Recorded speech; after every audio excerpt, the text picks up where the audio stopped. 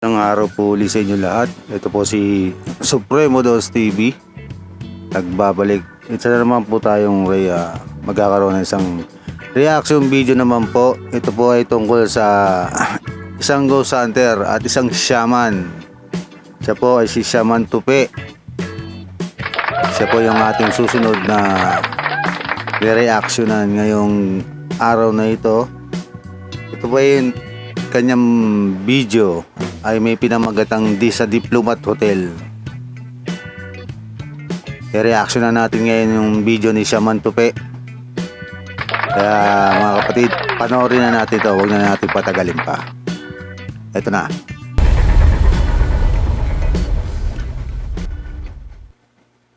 Elements of the 37th Division advancing along Highway 9 northwest of Baguio, former summer capital of the Philippines.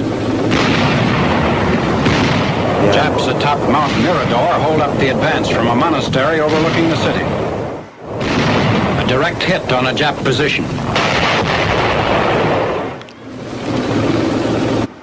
So ito yung sinasalaysa yung istorya dati ng Diplomat Hotel dito sa Baguio City na sinalakay ng mga Hapon at mga Amerikano ata ito.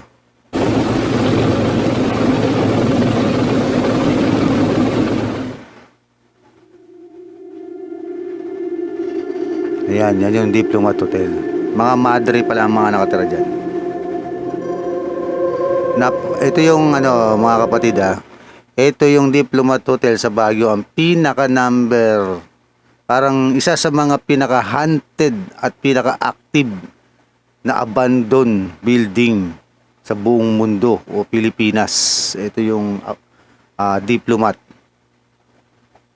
Marami na rin nagpuntang mga vlogger diyan, mga nag-ghost hunt diyan. At maraming nagpatunay.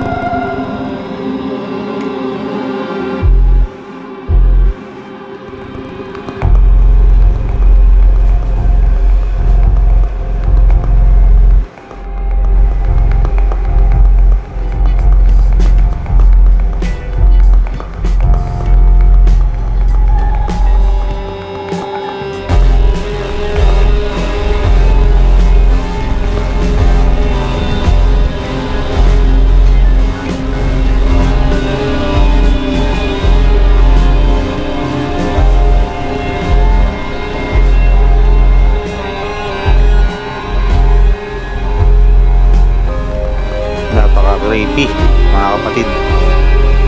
Yan.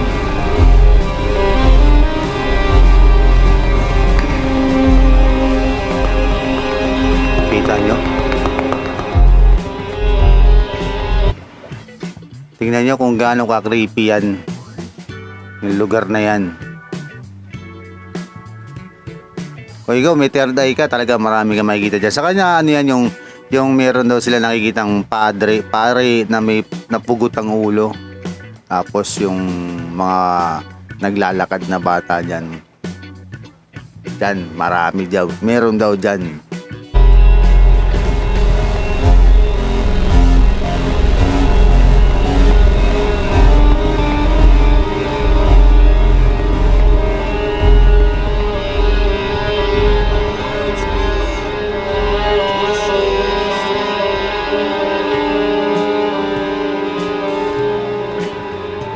Diplomat Hotel.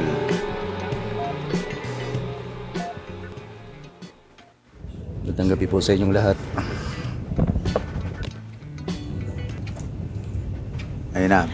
Ayan si Shaman Tupi. Nandito po tayo ngayon sa Diplomat Hotel sa Baguio City. Subukan po natin pasukin ito.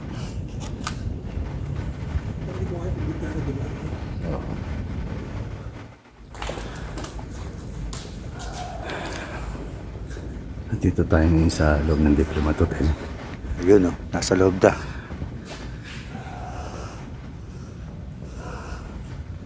Alamin natin kung talagang koli yung misteryo na bumabalot dito. Ito mga kapatid yung ano, yung waterfall ba? Ay, yung ano, yung falls, ano ba to? Tawag dito, fountain. Yung sinasabing creepy na fountain. Na marami raw na pinatay dyan sa lugar na yan.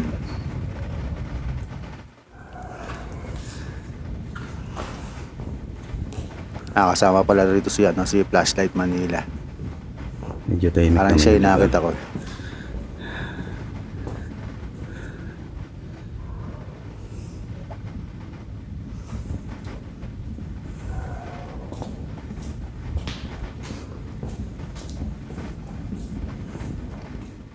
Kasama natin si Donsky Gas TV at si Flashlight Manila. Yun, si Donsky sa sa si Flashlight Manila. pag-visit natin Kasama dito sa pala sila. Laguna kasi medyo pinagbabawal. Yung kanilang collaboration.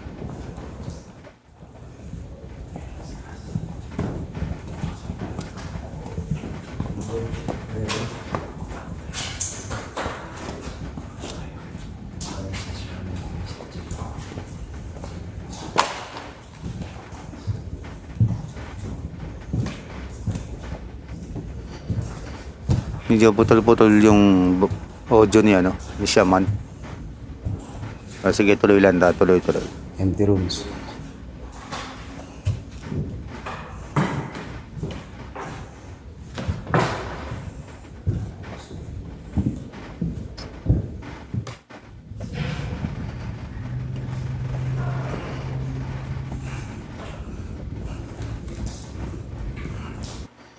Tama, di ba? Creepy. Kung kayo mag-gogosan dyan, hindi pwedeng wala kayong kasama dyan. Saka hindi pwedeng mahina ang loob mo. Kailangan matapang ka dyan.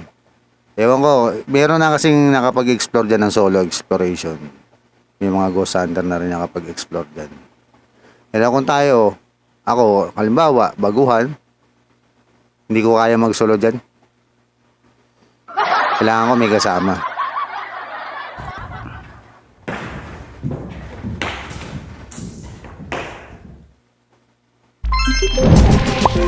Hop. May ads. May ads si Shaman.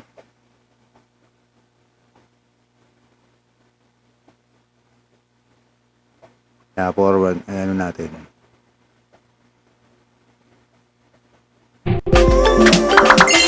I-volume muna natin. Let's go.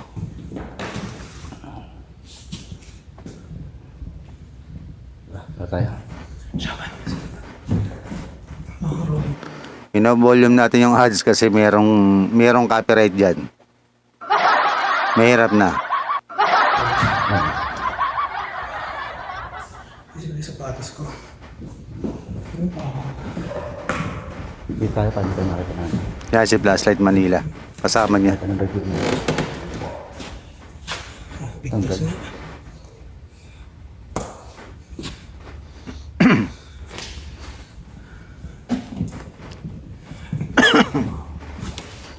Sumasalubong sa akin, guys. May sumasalubong muna kay Shaman. Grabe siya.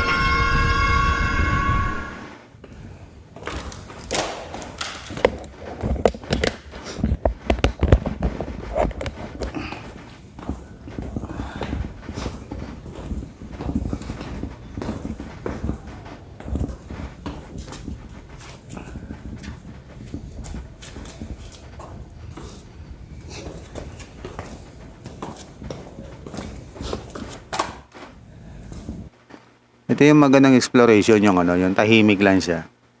Hindi ka makakarinig ng ano, yung mga ingay o ano. Para nakaka-capture din kasi natin yung mga yung nasa paligid ba. Kasi minsan pag kami, pwede naman maglagay ng background yung mga jump scare doon.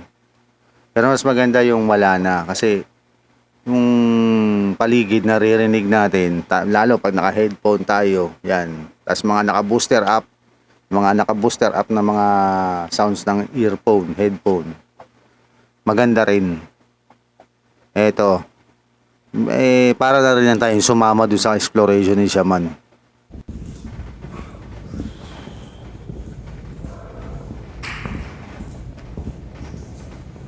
Ay, kain tayo. Ha? Hanapin natin yung... Ito. Hanapin natin yung... Uy!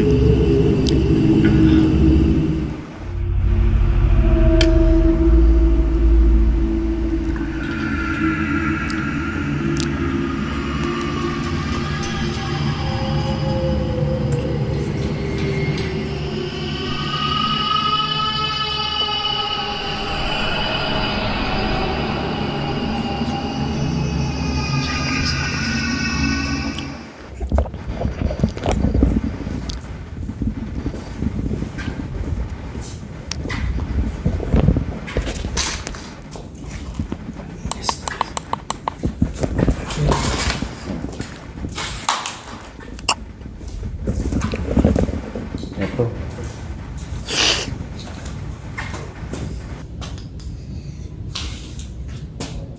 Ito ba yung hagdan? O, doon. Ito.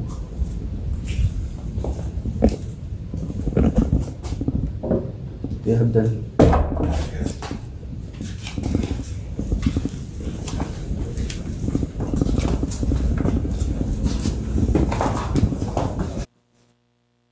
Ganda ng t-shirt ni Shaman Tope ah. Shaman Tope, baka naman. Tuloy. Tayo sa second floor.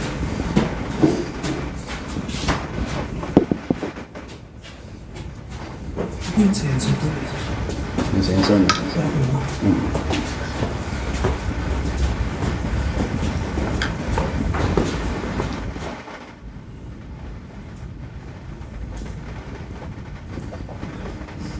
Grabe, no? Nakakatakot. Wala pa akong nararamdaman. Sa ngayon na. Pero titignan pa rin natin.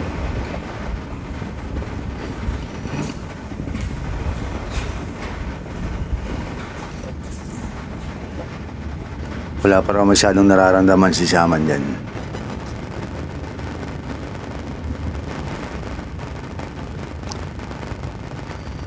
Kaya nakikiramdam siya dyan. Uy! Tuturot-turot.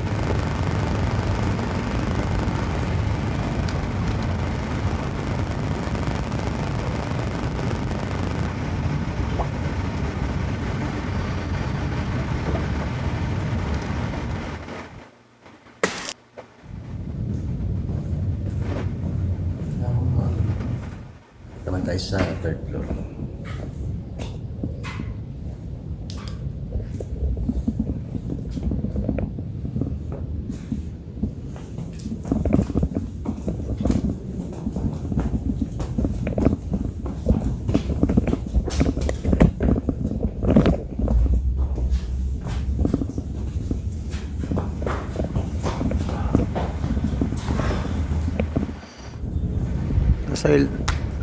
Nasa ilang palapag na ba sila? Hindi ko nasundan. Nasa ilang... Ang ilang palapag na sila.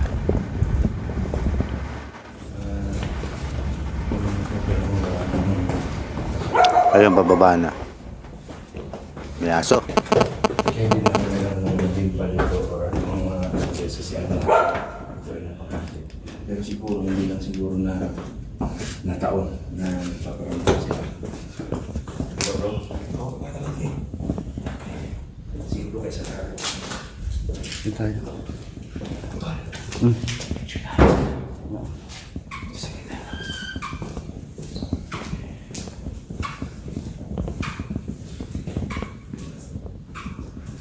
Dito? Sa fountain?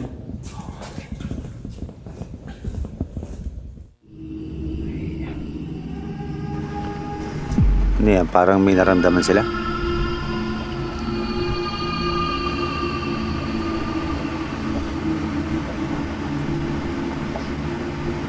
Creepy talaga, no?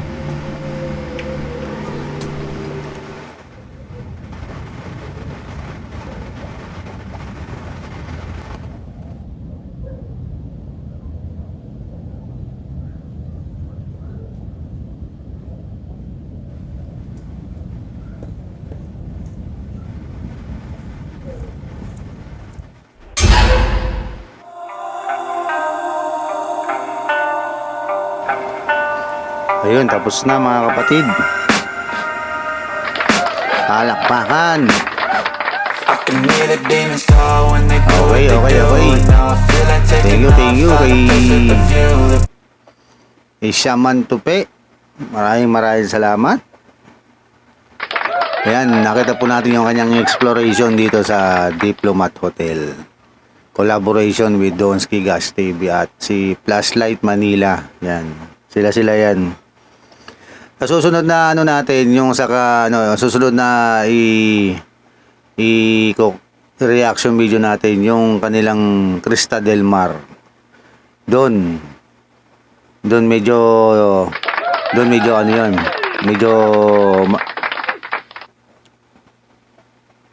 nakakatakot yun. Yung yung tawag dito, yung exploration nila doon.